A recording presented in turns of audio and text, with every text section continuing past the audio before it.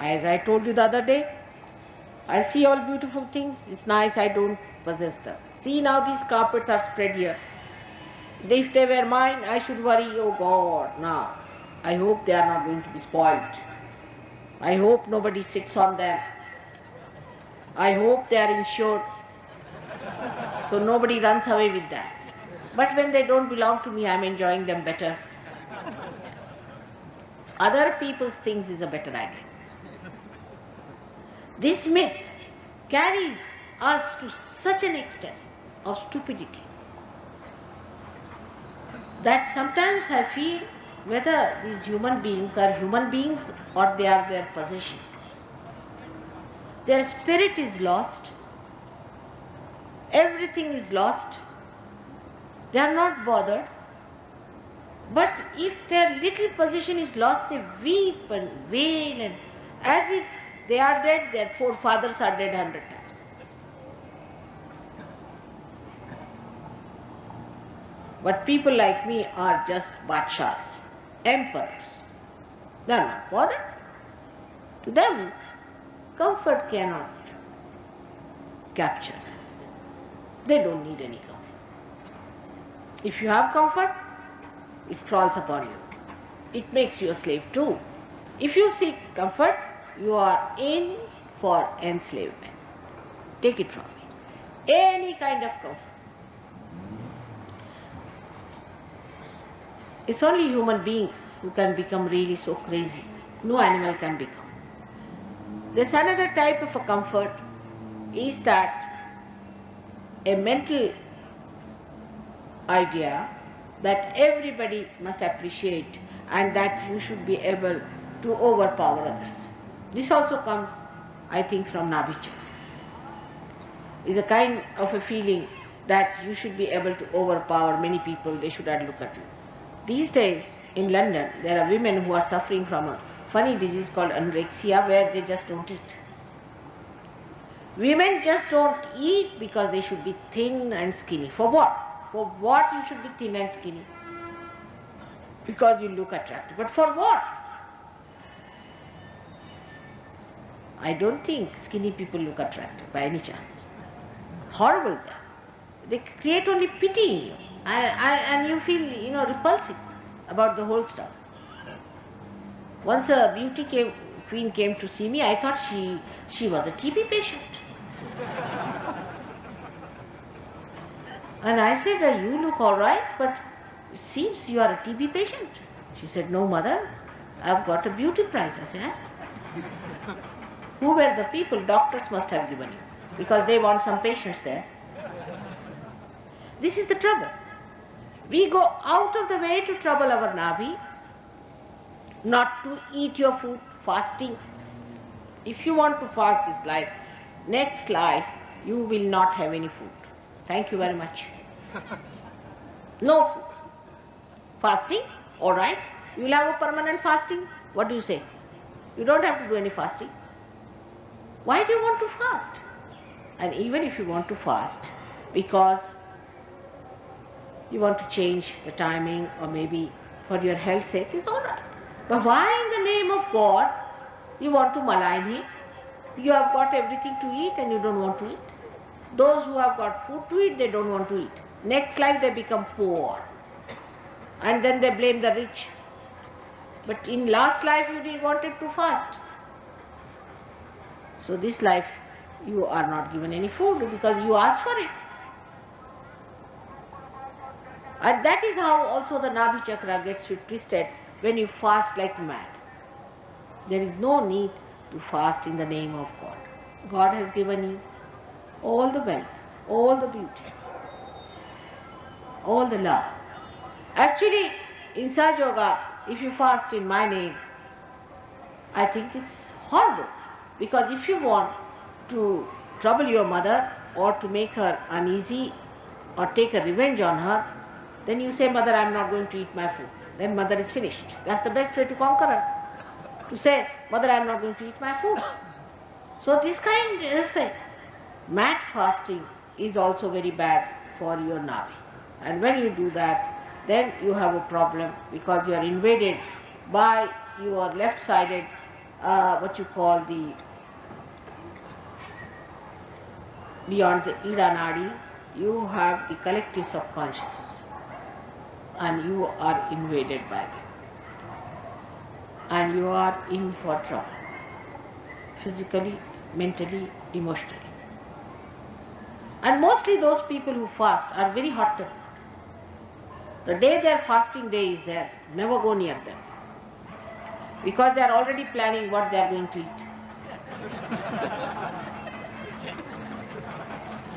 And in the morning they plan and they don't get it, so they are very angry for that one. All these asahaja things are not going to help. You have to be normal people. You don't have to put up into tension yourself for Sahaja Yoga, nothing. Be normal. Be nice people. Don't torture yourself.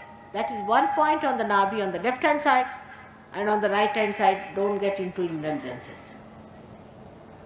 Don't pamper yourself. Both things are the same for Sahaja Yoga, whether you starve or you overeat. Is the same. There is no difference between the two. Because if you are not on the seat, whether you are on the left falling or the right, does it make any difference?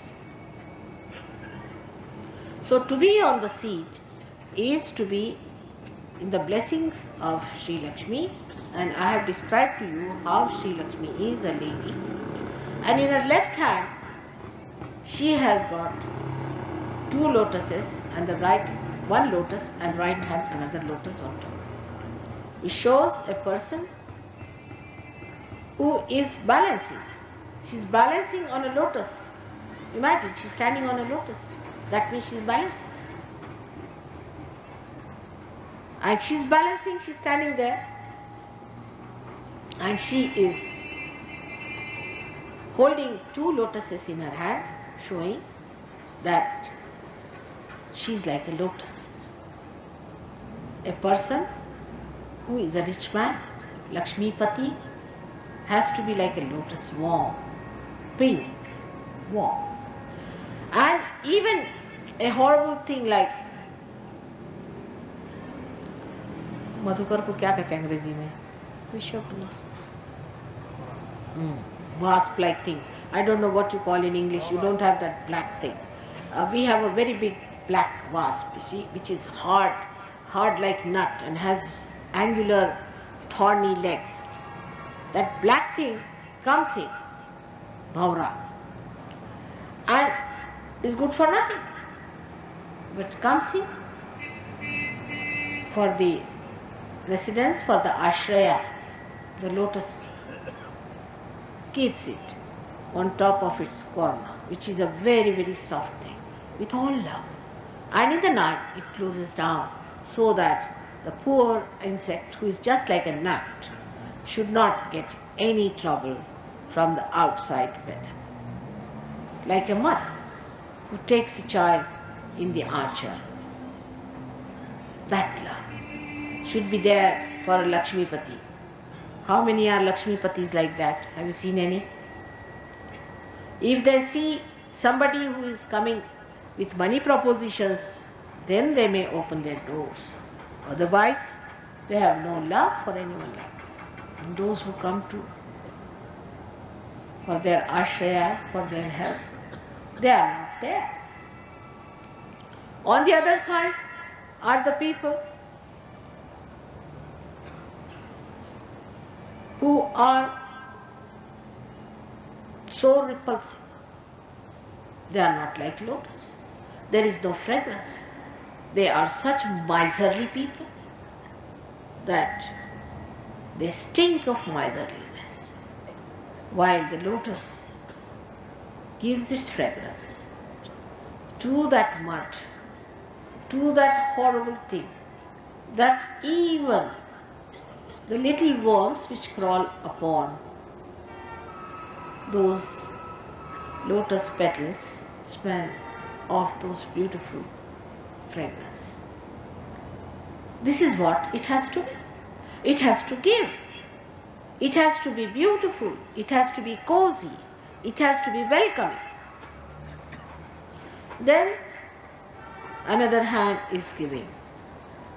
And Lakshmi is always giving. She doesn't receive. She just gives. If you are really a Lakshmipati, you don't want to have anything from anyone. You don't receive. If you are really rich, who can enrich you more? What can you give to a person who is fully rich? There's no way of entering into it. Now it's all up to the brim. He is rich up to the brim. Then what will you give? You cannot give anything. But where you have to give means that he is a beggar. He is still a beggar. All these so-called rich people who still are hankering money are still beggars. They are not rich. They may think themselves empty vessels, but they are not rich because they are still expecting money.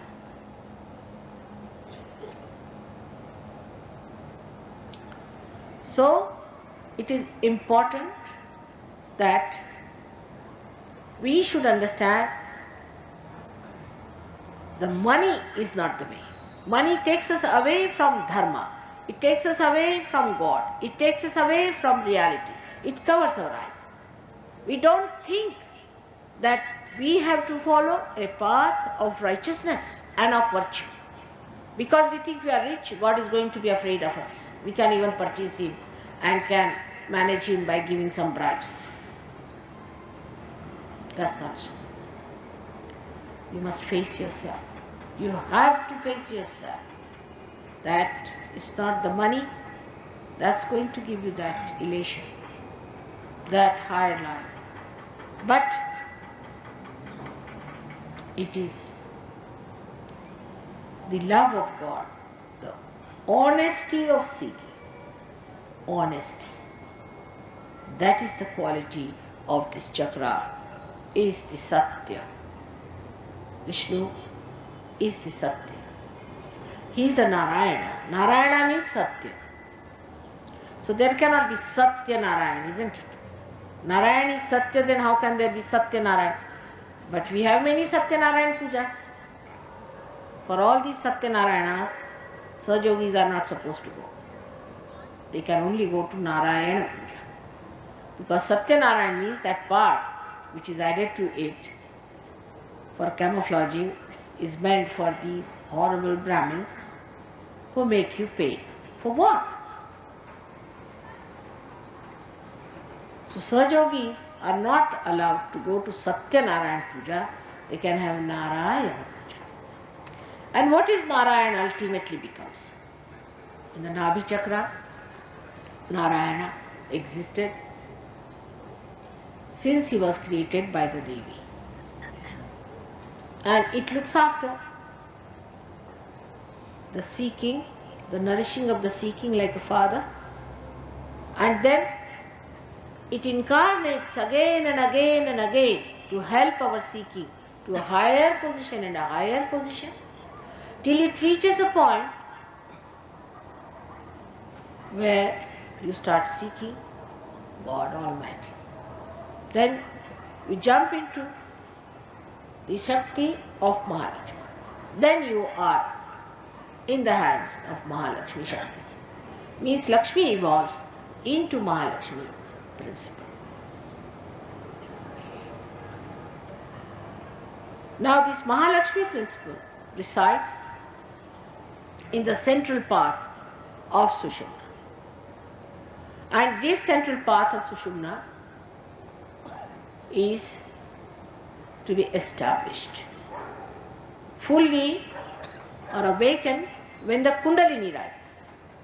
When the Kundalini does not rise, this path is kept absolutely blank. It is absolutely blank. There is nothing in it except for the deities who are lying without any light in them. When the Kundalini rises, then only these deities get awakened. And when they get awakened, this Sushumna path, this central path of Mahalakshmi starts acting as the balancing power to begin with at the Nábhí chakra. So Nábhí chakra is surrounded by 10 gurus, the prophets, who give you the balance. who come on this earth again and again to give you balance in life. They tell you, don't do this, don't do that. But we don't listen to it. We don't accept it. We may say that we follow such guru, like Muslims are.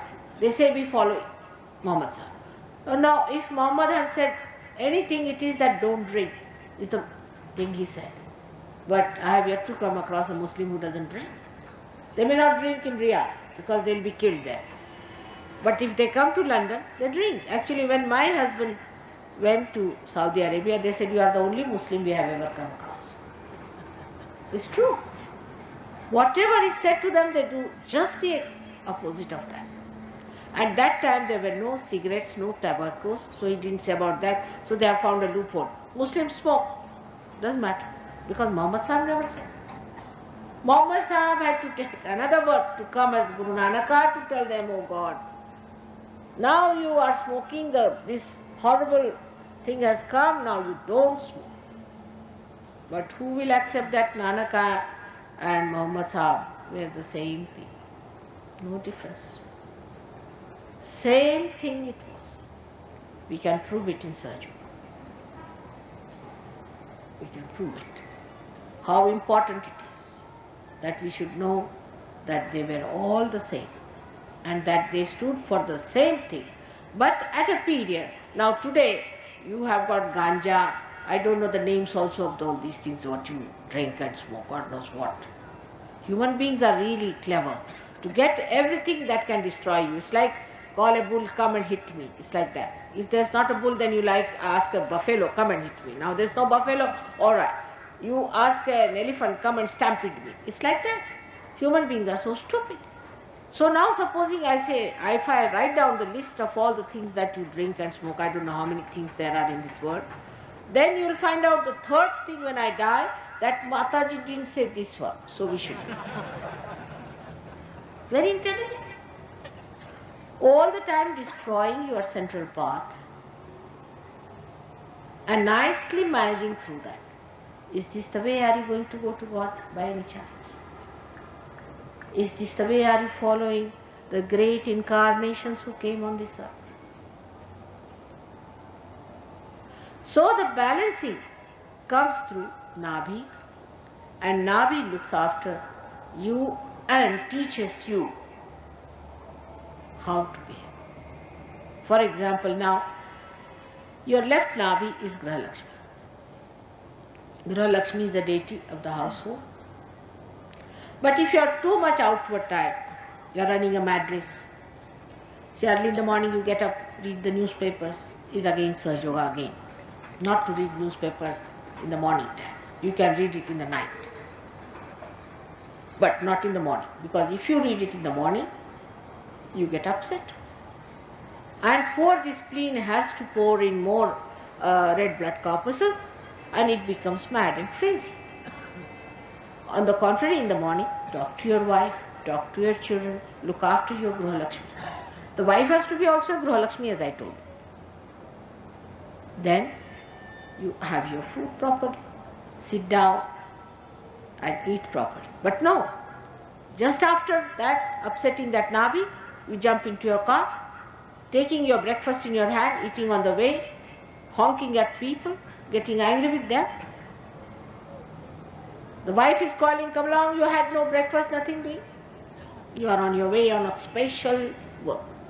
You end up with leukemia, at least, minimum, if not with heart attack. Leukemia comes from left Nábhí when your Graha Lakshmi is ruined. The deity of Graha Lakshmi is Fatima B, the daughter of Muhammad Sahib. While the daughter of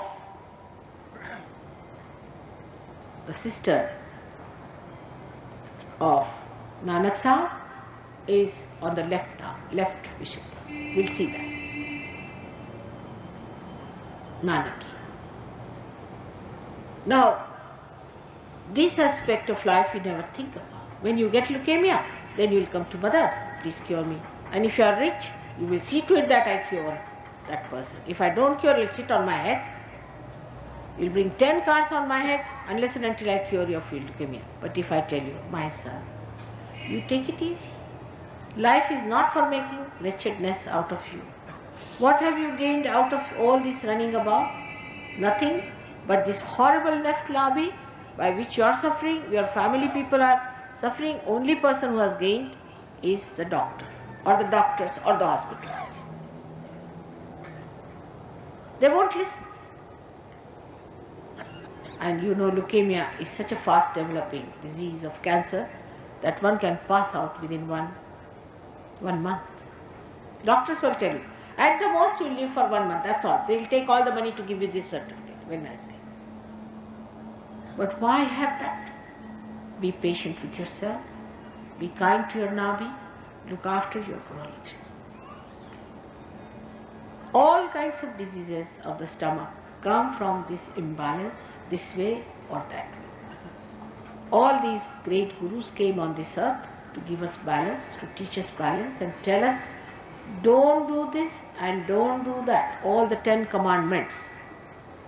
But to us, these 10 commandments have no meaning. Now I'll touch a point which is very important today for you people to understand about non-vegetarianism and vegetarianism, because this subject I wanted to handle. Because if they are vegetarians, they can't bear to see that mother says it doesn't matter if you are a non-vegetarian. Because it doesn't go against your awareness. It does not, but drinking does. Drinking does go against your awareness, but not eating meat or not eating meat. But one has to understand. Now somebody told me that in Gita it is written that those who eat meat are tamogunis. I am surprised at Gita itself, because Sri Krishna himself in the very beginning has told Arjuna that you should go all out to kill all these people. Even your relations actually kill human beings. Your relations and your guru also is to be killed. Because I have already killed. Nothing is going to be killed by you because they are already killed. And he gave so many explanations that it should not be done. But he said, no, I tell you, you have to go and kill. Surrender yourself to me and I tell you. So how did he preach this ahimsa? I just don't understand in Gita. Now this seems to be a new introduction that the people who eat are tamogunis. They are not. They are never. They are rajogunis. If you eat meat, you become rajogunis, not tamogunis. Tamogunis are the people who eat carbohydrates. We have seen it in Sahaja. You have two types of diseases. One is lethargic organs and one is active organs. So those who are lethargic, having too much carbohydrates in them, and those who are overactive are having too much proteins in them. I mean, if you take proteins in the scientific way, will you become lethargic? I mean, ask any doctor. And then the doctor says Gita is all humbug because it doesn't understand what it is saying. And while you say like this that we must follow Gita, I think somebody has gone wrong there and has written something wrong in Gita. They have written in the Bible, they have written in every book. I'll tell you what they have written wrong in Bible later on when it comes to Christ. I think they just some people have put it there just wrong. Of course, if you eat too much meat, you get rajogunis. Then rajogunis become, as I have told you, right-sided people become very aggressive and they become ahankaris and they can harm. But the people who just eat grass can become lethargic, absolutely lethargic. They will have lethargic heart, if not active heart, they will also get heart attacks. And they will have lethargic intestines, by which they will get tremendous all the time, passing out of the stools, they will never be able to digest any food, they will be very weak people. So those people who have a lethargic heart or a lethargic, lethargic liver or lethargic intestines should take to proteins. I am not saying meats, but proteins. But a vegetarian doesn't take so much proteins. It's easier to take meat, there's no harm. But those who are active, people should take more to vegetables. It's sensible. Guru Nanak ate all the meats. Was he a bad man? These Marwadis who are supposed to be absolutely abstaining even from lasun and pyaz, was he worse than him there by any chance? What about Buddha himself? He ate meat because he died of eating raw meat himself. Only thing, you should not eat the meat of animals which are bigger than you, and not of a cow which is an Indian cow, especially Indian cow. Also bigger cows are not good because they give you a problem on the teeth.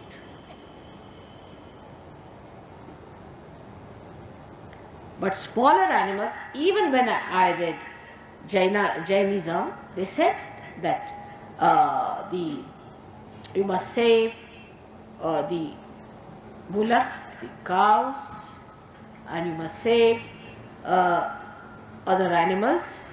But they never said you must save goats and you must save chickens, because Mahavira knew we cannot give realization to chickens. What is the use of saving chickens and mosquitoes and also bugs?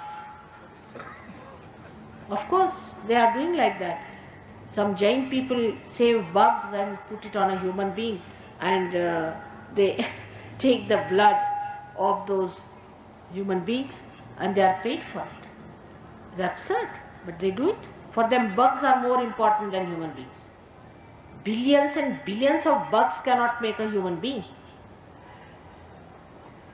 All these absurd ideas we have in this country. So when I say you have not to be a vegetarian or non-vegetarian, you have to see what you need and eat that. But all the time your attention is in food itself is wrong. So there is no good in you people getting into these problems of vegetarianism and non-vegetarian. Of course, in the Western country, people should take to vegetarian food. Not absolutely, but more than what they have. While the people who are in India, who are vegetarians, will have to later on take. Otherwise, they'll have lethargic heart. I'll cure them once again, they will have problem. Then they will have to go for a bypass. Save money there. You cannot. You will have lethargic intestines, then you will have lethargic liver, you will have all kinds of what you call cirrhosis, or maybe on the hand you might get all kinds of rashes and things like that, allergies. All these problems will come. And then ultimately such people look so peaceful because you see they are like cabbages. Is they? Yeah. If somebody is like a cabbage, then how do you give him a realization? You can't give realization to cabbages, can you? We have to have here chivalrous people, brave people, warriors who have to fight the evil forces. And what can these people who are cabbages going to do for it?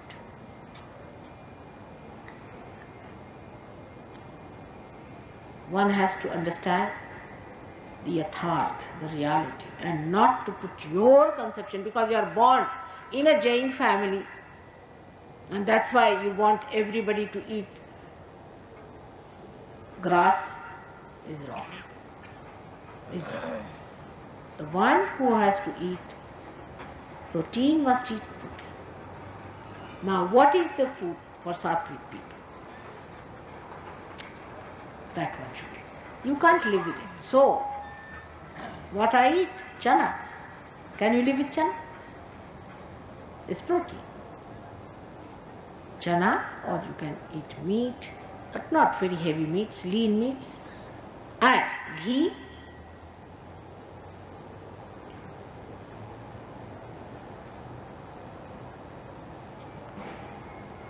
And what I eat the most is honey. That's my food. Honey I eat, you know that. Honey I drink. But you can't live with that, can you? So you have to eat little carbohydrates, doesn't matter. But you balance yourself in Nábhí chakra.